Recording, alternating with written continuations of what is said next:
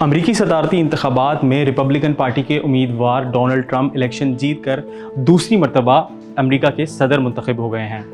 ویسے تو ان کی جیت کو دنیا بھر میں مختلف زاویوں سے دیکھا جا رہا ہے، لیکن ٹرمپ کی یہ فتح پاکستان کے لیے کیا معنی رکھتی ہے، اس پہ ذرا نظر ڈالتے ہیں۔ ٹرمپ کی امریکہ فرسٹ خارجی پالیسی یہ واضح کرتی ہے کہ ان کی ترجیح صرف امریکہ کے مفادات ہوں گے۔ اس کا مطلب یہ کہ پاکستان کے ساتھ تعلقات بھی فوری معاشی اور سیکیورٹی مفادات تک محدود ہو سکتے ہیں، اور لانگ ٹرم پارٹنرشپ کے بجائے مخصوص مقاصد پر زور دیا جائے گا، جس سے پاکستان کو ملنے والی غیر ملکی امداد میں کمی آ سکتی ہے۔ بطور امریکی صدر اگر ہم ٹرمپ کی پہلی مدت کے دوران امریکہ اور پاکستان کے تعلقات کا جائزہ لیں تو یہ کہنا غلط نہیں ہوگا کہ یہ کافی پیچیدہ تھے۔ سال 2018 کے شروع میں ڈونلڈ ٹرمپ نے ایک ٹویٹ میں پاکستان پر شدید تنقید کرتے ہوئے کہا کہ امریکہ نے 15 سالوں میں پاکستان کو 33 ارب ڈالر کی امداد دی، لیکن پاکستان نے ان کے مطابق امریکہ کو جھوٹ اور دھوکے کے سوا کچھ نہیں دیا۔ انہوں نے مزید کہا کہ پاکستان نے افغانستان میں کارروائی کرنے والے دہشت گردوں کو پناہ دی۔ یہ بیان ٹرمپ کی 2018 میں دی گئی افغان پالیسی کا حصہ تھا، جس میں پاکستان پر دہشت گردوں کے خلاف مؤثر کارروائی نہ کرنے کا الزام عائد کیا گیا تھا۔ لیکن پھر اگلے ہی سال وہی صدر ٹرمپ پاکستان کے وزیر اعظم کے ساتھ وائٹ ہاؤس میں بیٹھ کر انہیں اپنا اچھا دوست قرار دے رہے تھے۔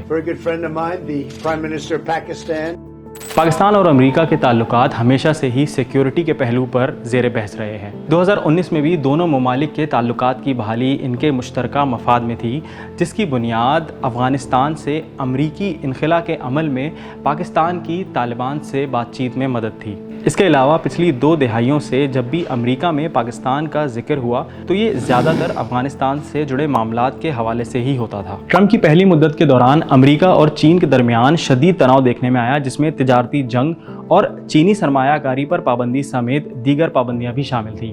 اس مرتبہ بھی وہ اپنی الیکشن کیمپینز میں بیرونی امپورٹس خصوصاً چین سے آنے والی اشیاء پر ٹیکسز بڑھانے کی بات کر چکے ہیں۔ اس کا اثر پاکستان پر یوں بھاری ہے کہ ٹرمپ جو چین کو امریکہ کا سب سے بڑا حریف سمجھتے ہیں، دوبارہ صدارت میں آنے کے بعد وہ ممکنہ طور پر چین کے عالمی اثر و رسوخ کو کم کرنے کی کوشش کریں گے، جس سے پاکستان پر چین سے تعلقات پر زیادہ دباؤ ڈالا جائے گا، جس سے سی پیک جیسے منصوبے اثر انداز ہو سکتے ہیں۔ دوسری طرف ٹرمپ نے اپنے دور میں ہمیشہ بھارت کو خطے میں چین کے خلاف اپنا اہم دوست سمجھا اور ہمیشہ اس کی حمایت کی، اور اب چونکہ وہ دوبارہ صدر بن گئے ہیں تو یہ پاکستان کے لیے مشکلات کھڑی کر سکتا ہے، کیونکہ پاکستان اور بھارت کے مفادات مختلف ہیں۔ مثال کے طور پر کشمیر اور افغانستان جیسے حساس مسائل پر دونوں ممالک کی رائے الگ ہے۔ اگر امریکہ بھارت کے ساتھ مزید مضبوط تعلقات بناتا ہے تو پاکستان کو کم توجہ مل سکتی ہے، اور اس کے لیے یہ چیلنج بن سکتا ہے۔ یہ بالکل ایسا ہے کہ اگر آپ کا کوئی دوست کسی دوسرے شخص سے جس کو آپ کچھ خاص پسند نہ کرتے ہوں اس سے دوستی کر لے اور اس کے ساتھ زیادہ وقت گزارنے لگے تو آپ کو لگے گا کہ آپ کی اہمیت کم ہو رہی ہے۔ اگر ملکی سیاست میں امریکی مداخلت کی بات کی جائے تو ٹرمپ، جو کہ بانی پی ٹی آئی کو اپنا اچھا دوست کہتے تھے، ان کی گرفتاری پر خاموش رہے، جس سے یہ ظاہر ہوتا ہے کہ وہ پاکستان کی سیاست اور اس کے اندرونی معاملات میں صرف اس حد تک دلچسپی لیں گے جب تک کہ ان کا تعلق براہ راست امریکہ سے جڑا ہو۔